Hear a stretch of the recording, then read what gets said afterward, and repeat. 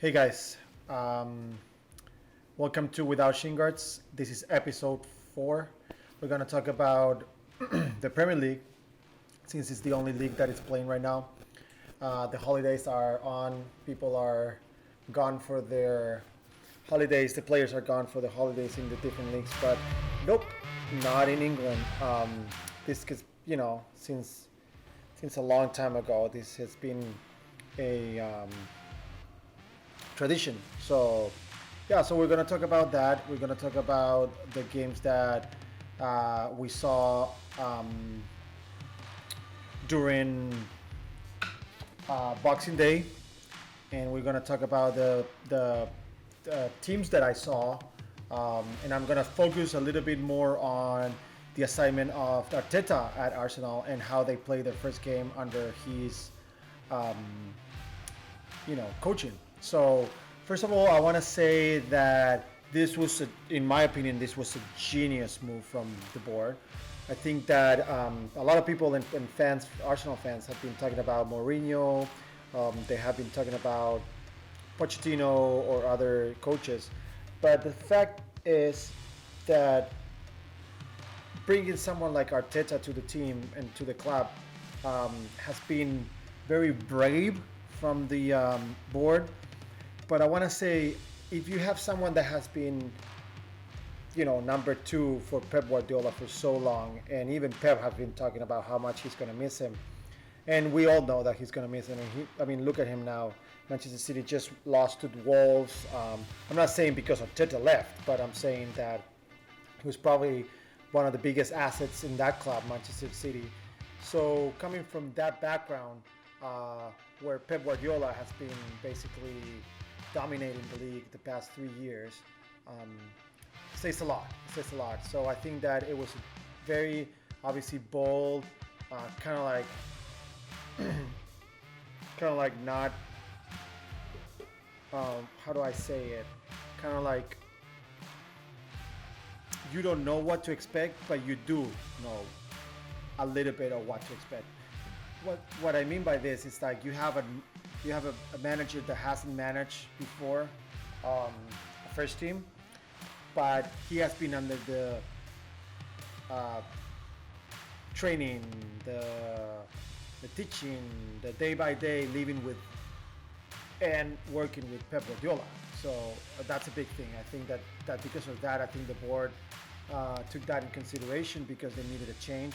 And they look up, obviously you can't afford buying Guardiola right now or the biggest names because we're in mid-season and nobody, is going to either release their, big club coaches or, you won't be able to buy them out. So I think that Arteta is like very, very, very good assignment because you're basically getting the second hand of Guardiola into a club that needs a change, that needed a change. So first of all, I want to say that in my opinion, I was never against it. I think that Arteta is a great genius assignment.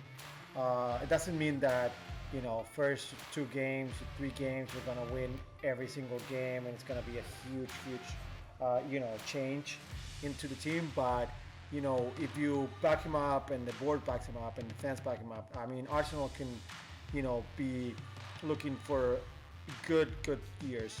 This is a long-term process, just like Klopp in Liverpool.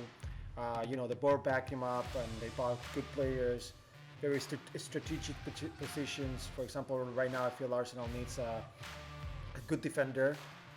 Maybe I don't know if they're gonna sell Chaka, but if they do, they need a good number 8, sort of saying someone that can play along with Torreira in the middle, someone that can break back and forth. They can have that kind of like, even though I wasn't a big fan of Ramsey, but he was really good at doing that, breaking lines and always being an option for the final third.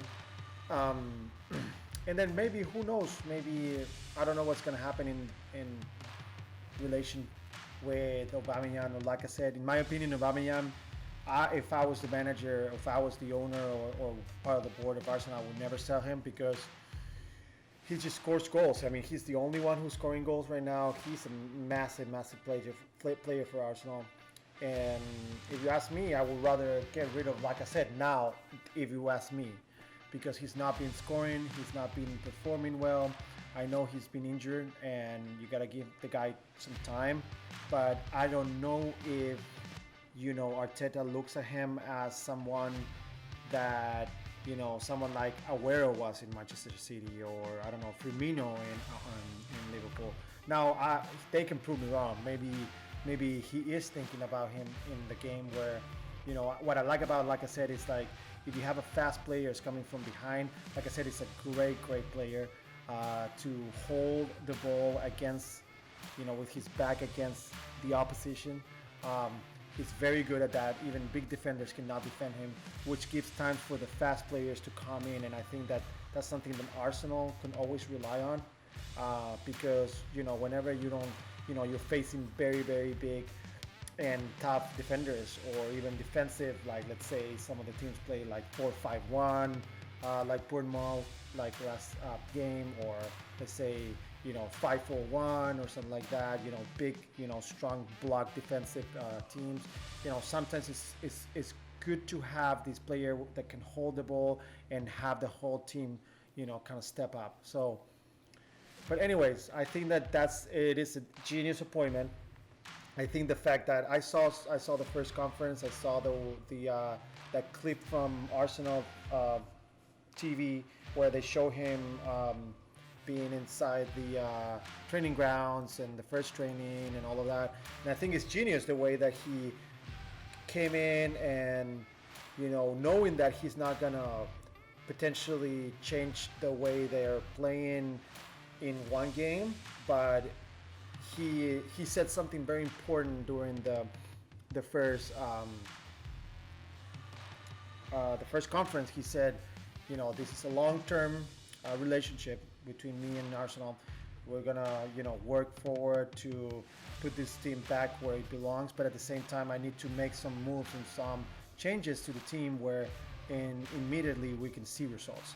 And I think that even though the game at Bournemouth didn't quite came as they wanted, because obviously 3 points against more for Arsenal should be something they're always looking for, and they couldn't get it. But during that training session they show on the Arsenal TV, I thought that it was genius the way that he explains the players how to improve their positioning, because actually that's very important nowadays in this fast-paced football, because you can get caught really easy. And we see players like Torreira or Xhaka getting caught, constantly during the season. And whenever you get caught, especially in midfield, you get higher chances to get, goal against. So I think that he saw that problem in Arsenal, especially at Arsenal, the Arsenal players, not the tactics or formations, that could improve in a very short term. So I think that was genius from him. I saw Xhaka having a much better positioning. When they get the ball, we saw that in training. When you get the ball, you receive the ball, and I'm telling you, because I played when I was a kid, I never made it to professionalism, but I know from a lot of coaches that your first touch is the most important touch ever. When you receive the ball and you position yourself, you touch the ball, and you're the way that you touch the ball, and then the way that you control the ball and you position yourself, it's extremely important, because that's gonna tell you, and it's gonna tell your teammates what's the next move. What's next. So always thinking, okay, I'm getting the ball, but at the same time, what's next? So I think that he really improved the players. Like, surprisingly, I think he was even very surprised to see a team that was much better positioning. I think he saw, and we all saw, a team that it was much faster with possession, meaning when they received the ball, they were trying to get that, within line passes, or fast movements. I think that that's very important. Also, another thing that I want to talk about is regarding his time at Manchester City, and then his time with Pep Guardiola. I think that Pep Guardiola, when he came to Premier League, he actually had to, in my opinion, he had to kind of like mold himself into the league and change a little bit of his formations, and not formations, but kind of like tactics of the way he attacks. I remember, Barcelona's Guardiola team and also Bayern Munich. They usually attack with their both fullbacks, so you'll see insane attacks with, the two fullbacks all the way up, making crosses or coming back and trying to get inside. Um, but when he came here, I think he realized, okay, this is a very, very intense league. You cannot attack with both sides, for so to speak. So he realized, okay, how can I create a way that I can attack from one side? So you even see Manchester City, like the fullback. You see Mendy, I think, is going from the left. He's the one who attacks constantly, go back and forth, creating like that fourth kind of like forward, very wide. And then you see Kyle Walker not going as much as Mendy goes. And whenever one goes, the other one stays and create like that line of three in the midfielder with those two other DM. And I think that Arteta took that for sure and trying to implement it on this team. And I think it worked very well. I think that it was key that Saka, that guy, I think he's 17, 18 years old, went as a, let's say, very, very wide and very high, making Aubameyang going a little bit deep inside, creating like a kind of like a sort of like a let's say like a 3-3-1-4 or something like that, so to speak, where you have the two center forwards and then two wide with Saka and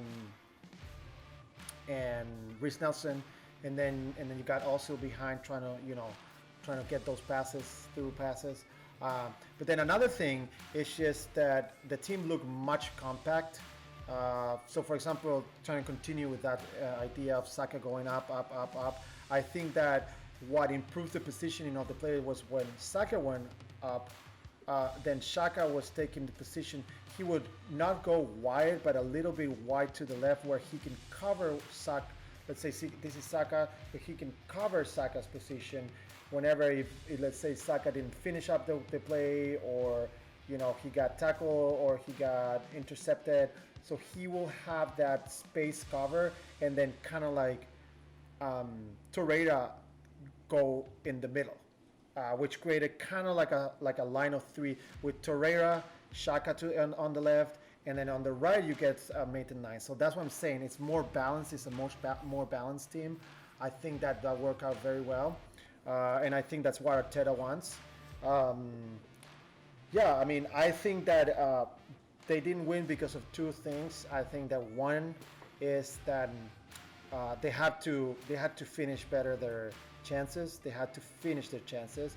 I mean, they have like, I don't know, maybe 10 chances straight to the goal, and they couldn't make it. I think that, like I said, should have scored that goal. Then they have a bunch of opportunities there. So that's one thing, but I'm not worried about that because I think you can train it. You can practice it. You make drills to improve their positioning or their decision making. That's basically what it is, because these guys know how to score goals. It's just decision making that is kind of like lacking right now. And I think the second one, which kind of goes along with the other thing that I was talking about, how Saka goes, but then Maitland-Niles doesn't really too much. I think that that's something that Arteta needs to address, because always a good team is the one that is balanced. I think that Arsenal attacked a lot from the left and not too much from the right. You got Reece Nelson dropping just to get the ball higher up from the right side, but you never saw Maitland-Niles going up. I understand that that's because Arteta wanted to kind of like create that line of three in the midfielder, which is also what Man City does too. But you see now, I mean, you see Liverpool. Liverpool's a team that attacks from both sides, and it's absolutely dominating. And I think that Manchester City is having struggles with that because Guardiola had to change his tactics, where he is not attacking on both sides as much as he was before with other teams he managed. So I think that Arteta needs to address that, because in order to have a good team, it needs to be balanced, and not balanced vertically, also horizontally. And I think that maybe Maitland-Niles needs to go a little bit higher, do that connection with either Pepe or Reece Nelson. They got to figure that out, because then teams are gonna teams are going to know that, okay, if they're attacking on the left side, then that's where we're going to attack after when we recover the ball. So when a team is balanced, there's no way to counterattack that. I think that that's what it's lacking, and that's one. So that's one thing that Arteta needs to address, and then the other thing is the players need to address how to finish their situations they get, because there's no way you get 17, 18, or 19 chances and you only score once. So yeah, so I think that's what I saw from the last game. But I'm very excited about Arsenal. I think that they're. I'm hoping that this team jumps back to higher in the table. I think that they have a great coach. I am very very behind this guy. I think this guy can totally take Arsenal to the next level. And I think that if the board backs him up, bring a couple of good additions, then this team could be flying. I mean, I'm telling you, it could be flying. They gotta make things right. Well, next up is Chelsea home. I think that it's a game that it could totally be a win for them. I think if they continue to create options like they did, continue to be aggressive, be compact. I think that you can break lines. The Chelsea grades usually Chelsea works with a 4-4-2 or 4-4-2-3-1. You can easily break those lines. Where Mesut also can grab the ball. Behind that line and make some damage. I hope that we see a great London derby. I'm excited to see it. So yeah, so that's it. That's it for this episode. I wanted to talk about Arsenal because I think it is a very very good assignment. I think that with time, well, only time will tell, but it's good to see new air at Arsenal, someone that can take this team back to where it belongs, and we'll see. I mean, only like I said, time will tell. I think that they will, if they improve their aggression, if they improve their positioning, if they keep improving, and if they start scoring goals, I think this team will do very well. So we'll see. Anyways, next episode I'm gonna talk about, since it's almost the last couple of days of the decade, I'm gonna talk about my personal decade team. So I'm gonna talk about my favorite decade 11, and then I think I'm gonna talk about also on the same video. I'm gonna talk about